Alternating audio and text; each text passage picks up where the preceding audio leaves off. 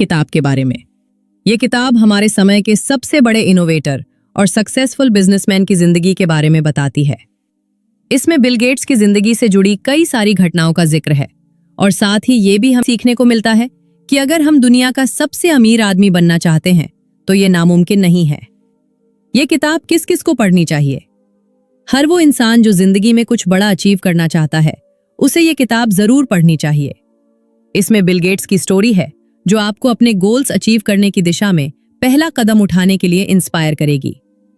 हर इंसान जो अपने सपने, अपना पैशन फॉलो करना चाहता है, उसे ये किताब एक बार तो पढ़नी ही चाहिए और दूसरों को भी पढ़ने के लिए एनकरेज करना चाहिए। अगर आप दुनिया के सबसे अमीर इंसान होते तो आपको कैसा लगता? काफी एक्साइटिंग लगता ना? मैं शर्त लगा के ये बात कह सकता हूं कि जो कोई भी ये पढ़ रहा होगा, उसने अपनी जिंदगी में कम से कम एक बार ऐसा जरूर सोचा होगा कि काश वो दुनिया का सबसे अमीर इंसान होता।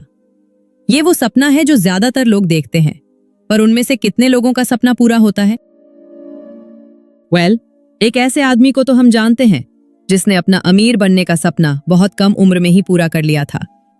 जी हाँ, वो और कोई नहीं बल्कि बिल गेट्स है, जो दुनिया के उन लोगों में से एक है जिन्होंने सबसे पहले इनोवेशन और टेक्नोलॉजी की शुरुआत की थी। उनके अंदर टैलेंट, बिजनेस स्किल और ह्यूमैनिटी का परफेक्ट बैलेंस है। हम सब ने उनका नाम सुना है, हम सब जानते हैं कि उन्होंने क्या कुछ हासिल किया है, लेकिन क्या हम में से हर कोई उनकी जीवन के बारे में जानता है? वो क्या थे, कैसे वो इस मुकाम पर पहुंचे? ये शायद हम में से बहुत से लोग नहीं जानते होंगे। सपने तो सब देखते हैं, पर सिर्फ कुछ ही लोग उन सपनों को पूरा कर पाते हैं। ये लोग किसी मैजिकल पावर के साथ नहीं जन्मे होते। ये हमारे जैसे ही लोग हैं, लेकिन उनमें कुछ तो खास बात होती है। तो क्या है ये खास बात? क्या उन्हें औरों से अलग बनाता है? दुनिया में ऐसी कोई वजह नहीं है जो आपको वो हासिल करने से रोक सके जिसे पाने का आप सपना देखते हो। इन रेवोल्यूशनरी लोगों को देखो, इनसे हम काफी कुछ सीख सकते हैं। जैसे इन्होंने अपने लिए खुद रास्ता बनाया, वैसे ही हम भी बना सकते हैं। तो आइए उस इंसान की कहानी सुनते हैं जो दुनिया का सबसे अमीर और ऑल टाइम इन्फ्लुएंशियल इंसान माना जाता है, यानी Bill Gates. William Gates senior और मैरी मैक्सवेल के घर 28 अक्टूबर 1955 के दिन रात 9 बजे के बाद एक बच्चे का जन्म हुआ था, जिसका नाम रखा गया विलियम हेनरी गेट्स III। इनकी family upper middle class family थी, जहां सबने अपनी जिंदगी में बड़े बड़े मुकाम हासिल किए थे। बिल गेट्स एक ऐसे परिवार में पैदा हुए थे जो अमीर और बिजनेस माइंडेड लोगों का परिवार था। ये लोग पॉलिटिकल कनेक्शन तो रखते ही थे, साथ ही कम्युनिटी सर्विस में भी विश्वास रखते थे। बिल गेट्स के पिता एक जाने माने लॉयर थे जिनकी पहुंच काफी ऊपर तक थी, और उनकी मां एक सम्मानित लोकल टीचर थी जो अपनी पूरी जिंदगी लोकल कम्युनिटी सर्विस से जुड़ी रही। बिल अपने भाई बहनों में बीच के थे। उनसे बड़े एक भाई और एक छोटी बहन थी। बिल को बचपन से ही हर सुख सुविधा मिली थी, जो उनके लिए एक स्ट्रॉन्ग फाउंडेशन की तरह थी। वो बचपन से ही काफी आजाद और खुले माहौल में पले बड़े थे। घर पर भी उन्हें खूब सारा प्यार, दुलार और अच्छी देखभाल मिली थी। उन्हें कभी किसी चीज की कमी महसूस नहीं हुई। बिल की सोशल लाइफ शुरुआत से ही काफी एक्टिव रही थी। वो बचपन में कई तरह की एक्टिविटी करते थे और स्पोर्ट्स में भी बढ़ चढ़कर हिस्सा लिया करते थे। कुल मिलाकर बिल का बचपन बेहद खुशहाल था। जैसे जैसे बिल की उम्र बढ़ती गई, उनके शार्प और इंटेलेक्ट माइंड के लक्षण नजर आने लगे। बचपन से ही वो बेहद तेज और चालाक लड़के थे और पढ़ाई में हमेशा अव्वल रहते थे।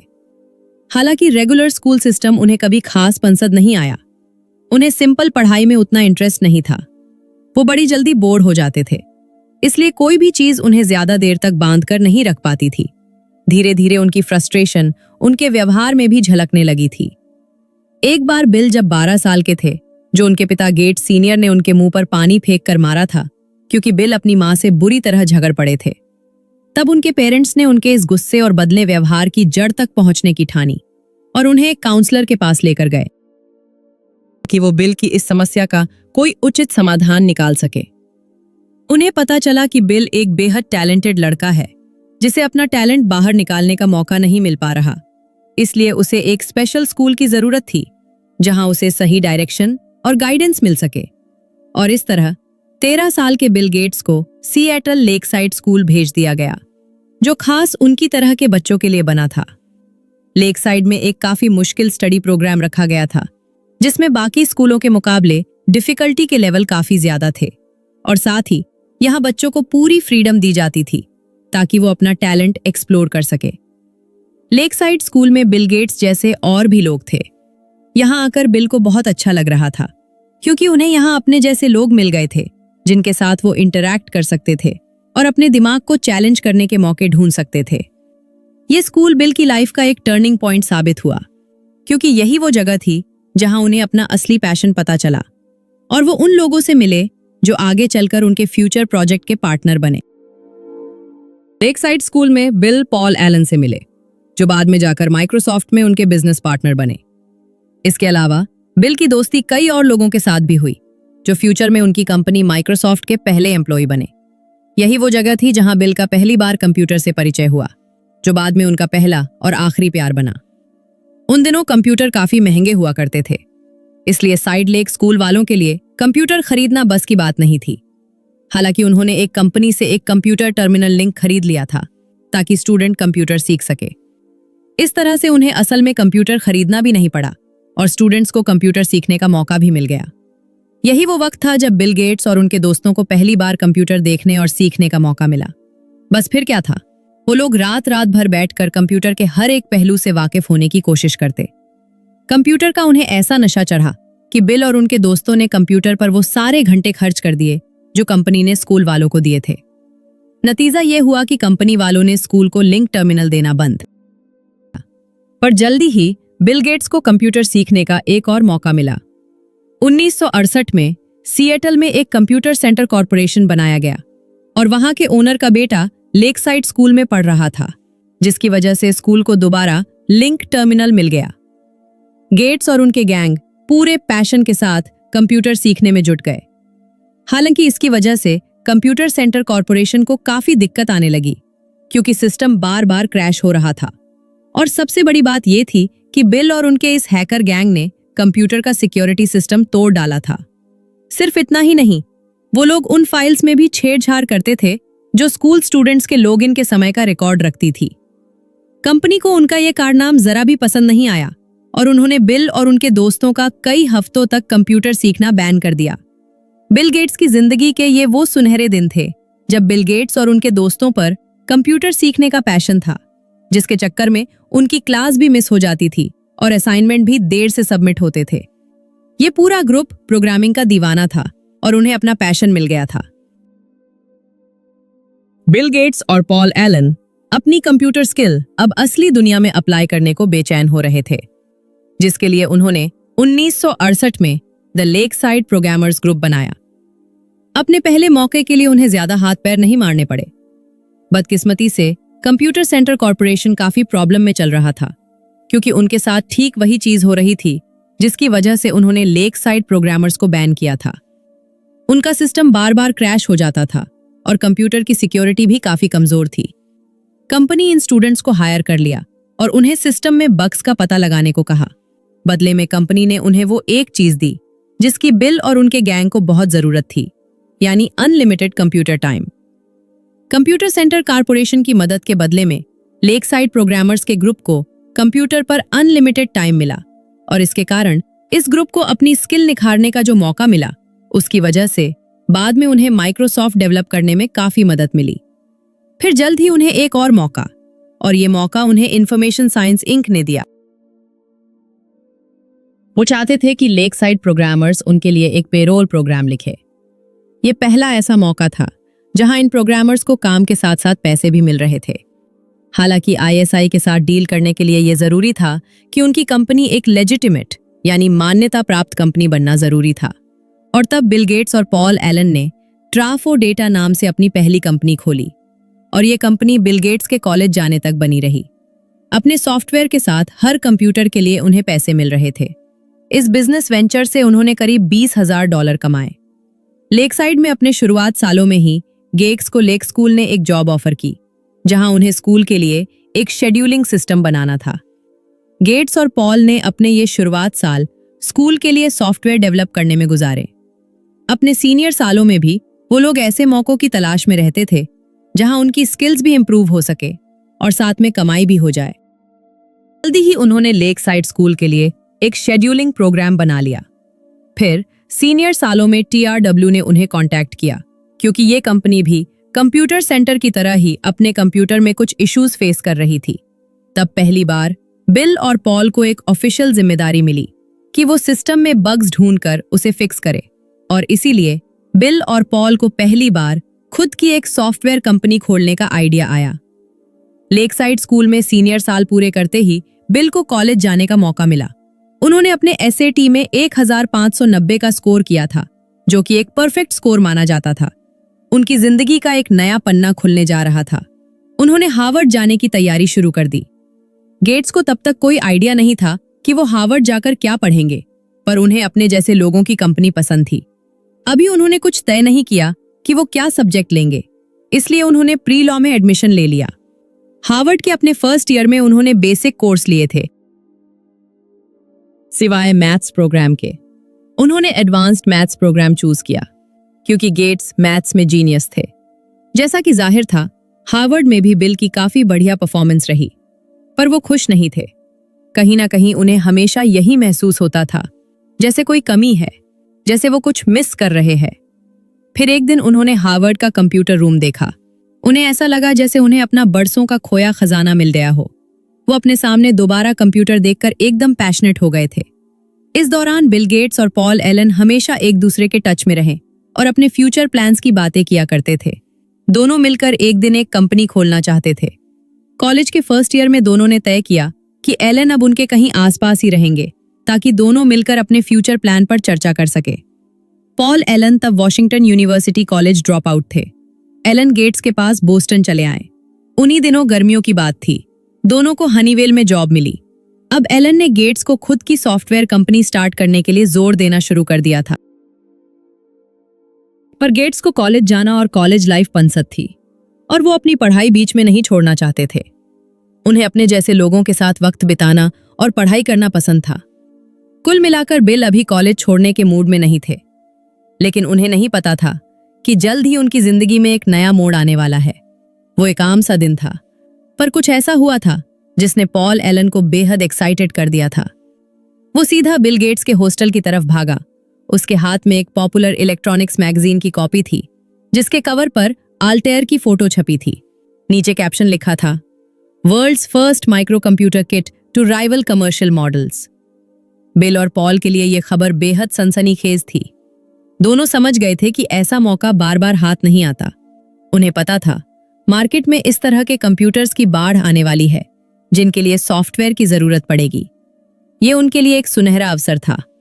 उन्होंने MITS को, जो कि आल्टेयर 8080 बना रही थी, कॉल किया और बताया कि उनके पास बेसिक नाम से एक सॉफ्टवेयर प्रोग्राम है जो आल्टेयर 8080 पर काम कर सकता है। उनकी बातों से MITS काफ़ी इंटरेस्टेड लगी और दोनों लड़कों को एक मौका देने को तैयार हो गईं। दरअसल गेट्स और पॉल ने सफ़ेद झूठ बोला था। उनके पास कोई सॉफ्टवेयर रेडी नहीं था, कोडिंग का एक वर्ड भी नहीं।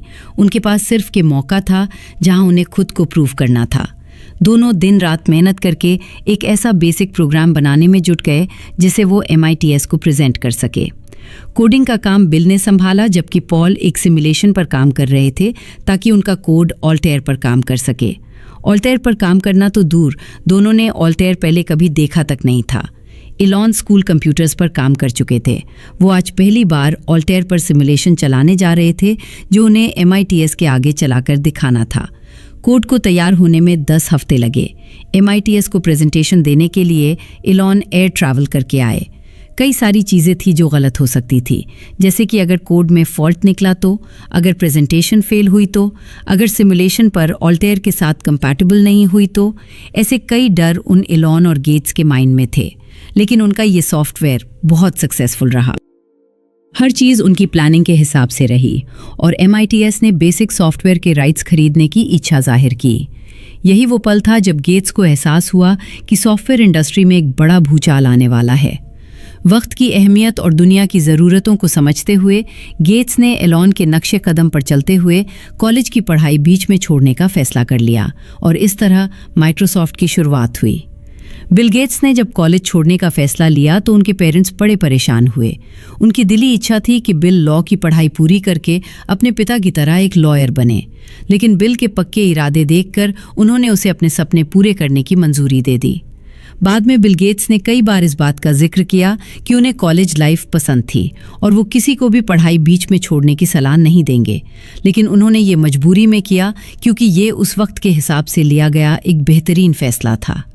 माइक्रोसॉफ्ट को अपना पहला असली ब्रेक तब मिला जब IBM ने उन्हें अपनी मशीन के लिए एक सॉफ्टवेयर डेवलप करने के लिए अप्रोच किया।